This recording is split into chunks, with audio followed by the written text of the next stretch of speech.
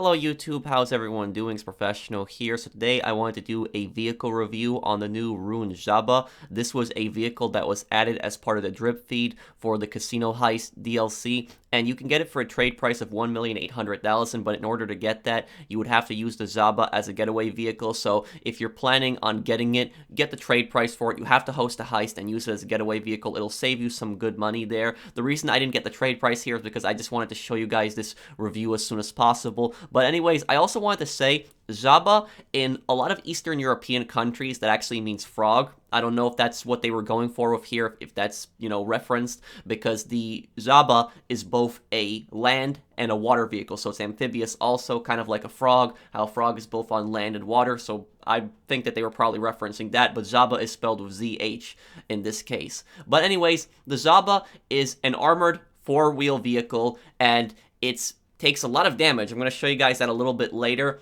It's not the greatest for trying to avoid the cops. It does have a lot of upgrades here, but most of the upgrades, they're pretty much cosmetic. There's some armor and speed upgrades. This thing does not have any kind of weapons.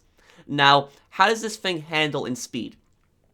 If we compare it in speed, I want to compare it against two vehicles. The first vehicle that I decided to compare it against was the Kanjali. Even though the Zhaba doesn't have any kind of weapons, I just wanted to compare it against other armored vehicles to see how it does. I didn't really see a point in comparing it against an Insurgent or a Night Shark because I figured the Insurgent and Night Shark would beat it in a speed test. The Zhaba is pretty slow, but it does go faster than the Kanjali. As you can see right here, even with the Kanjali getting a head start right here, I was able to easily pass it. But if we compare it to the APC, and I had a 2-second head start in the APC was able to easily pass me. So the APC is much faster than the Zhaba. Now, how about water? Now, if we compare the APC and the Zhaba in the water, we can see right here, the APC is much faster. Even with the Zhaba getting a perfectly head start, the APC is just going to get ahead of it. The APC is going to pass it. So it is unique in the aspect that it can go in the water, it can float in the water, and it can transport yourself across the water, but it's not that fast if you compare it to the APC, and the APC isn't even that fast in the water.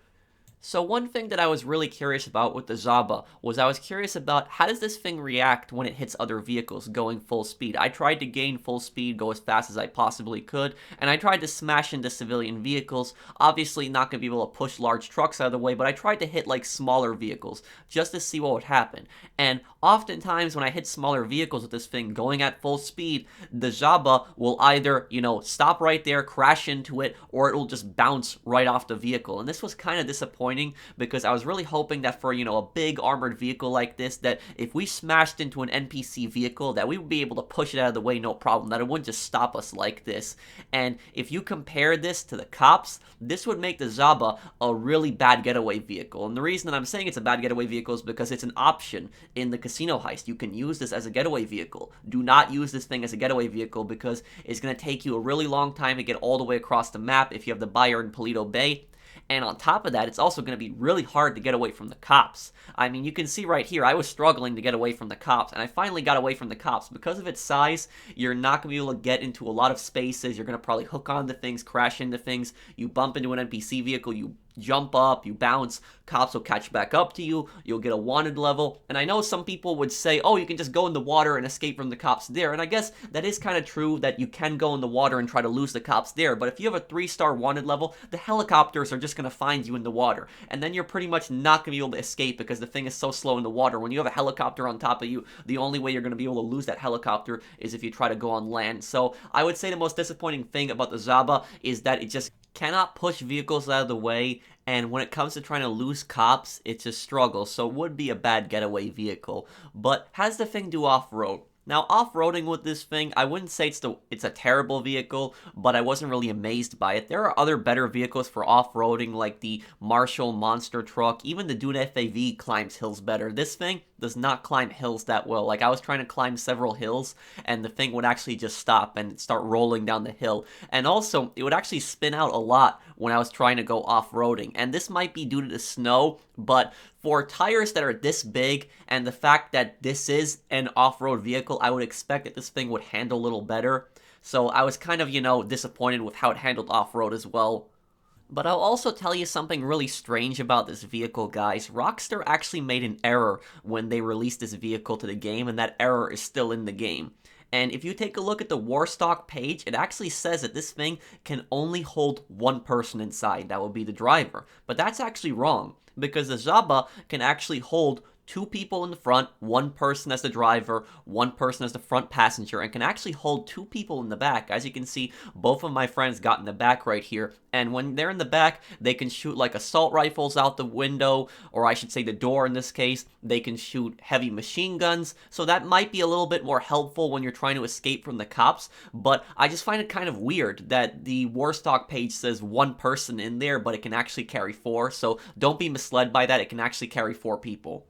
So now we're at the end of this test, and I want to test one final thing on the Zhaba. I want to test the armor. What is the armor like? And the armor, in my opinion, is the best thing on the Zhaba. Now, the Zhaba, if you take a look at the windows on this thing, it has half bulletproof windows, and what I mean by that is, I say temporary bulletproof windows. They're pretty much the same type of windows that you saw in the nightclub delivery vehicles and the Terabyte, is that the windows are bulletproof for a certain amount of shots.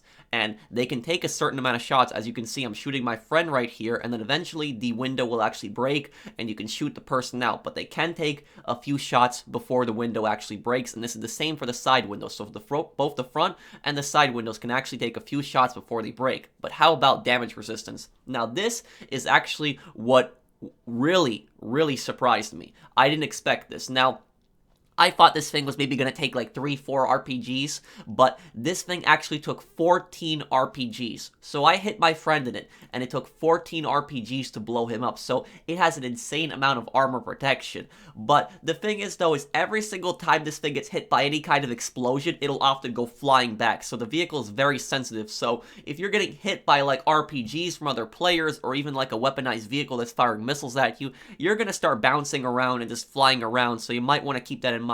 But 14 RPGs to blow this thing up, that is just crazy. And I want to do one more damage test on it. I want to test it against the Oppressor Mark II.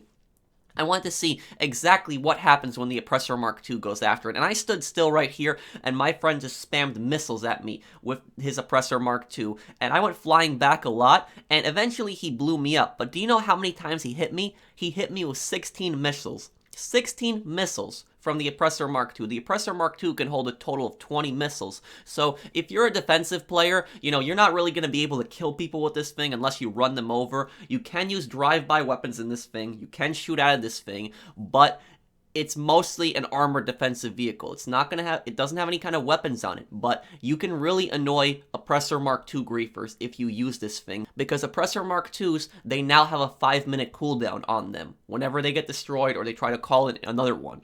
So that means that if you call this thing out, somebody's trying to grief you, they're firing missiles at you, they will waste 16 missiles on this thing. And if you dodge those first 4 missiles, and then you maybe take 15 missiles, you dodge an extra missile there, you'll survive. The thing will be heavily damaged, but you will waste most of the Oppressor Mark II's griefers' missiles. And then they'll get really annoyed, because they're spamming so many missiles at you, and you haven't died yet, and now they just wasted all their missiles, and they have to wait another 5 minutes for another Oppressor Mark II. So this thing could be a good way to actually counter Oppressor Mark II spam as well.